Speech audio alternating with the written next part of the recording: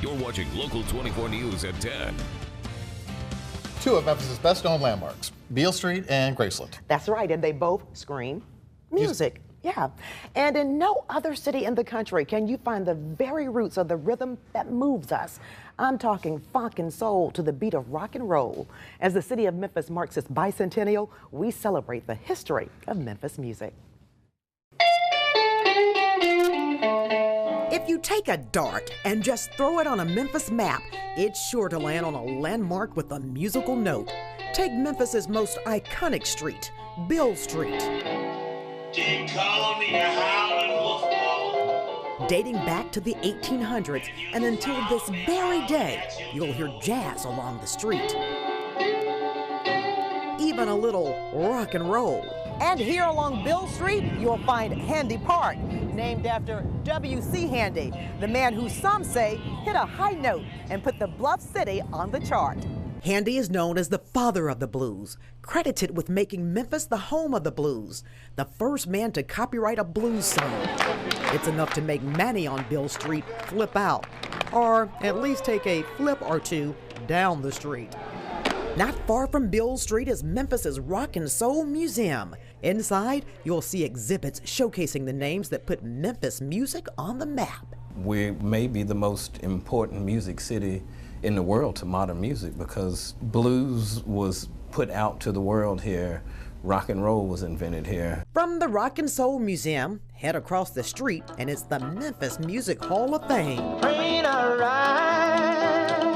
You'll see Memphis artists who inspired generations of musicians to come. Really has always been appreciated, I think, outside of Memphis, especially in Europe, especially Northern Europe, which of course, to them, seeing Otis Redding and Booker T and the MGs in 1967 was like the Beatles coming to the United States in 1964. People just lost their minds. Travel on a quiet street south of downtown, and you'll find where American soul music was born. Here at Stax, you'll see Isaac Hayes' 24-karat gold tricked-out Cadillac, Otis Redding's clothing, and even a real church inside where many genres started. Stax is one of those rare places where black and white could work together and be together in relative harmony during a time of great, unrest. Turn a few corners and there sits Royal Studios. It's one of the oldest continuously operating music recording studios in the world. It's widely known for producing artists such as Al Green, Chuck Berry, John Mayer, and Rod Stewart. I just feel like a custodian of the Memphis sound and what my father created and what all of the other great Memphis artists exemplified. Near downtown, yet another recording studio, Sun Studio. It's where Elvis Presley recorded, as well as Johnny Cash and Jerry Lee Lewis. It blew the racial barriers in radio and music out the window, man. When he got out of church on Sundays, he'd go by the black church that was there and sit out and listen to the music. And for many folks who flock here from all over the world, the granddaddy stop of them all is Presley's Graceland. His mansion, private gardens, aircraft, and more leave visitors all shook up every year.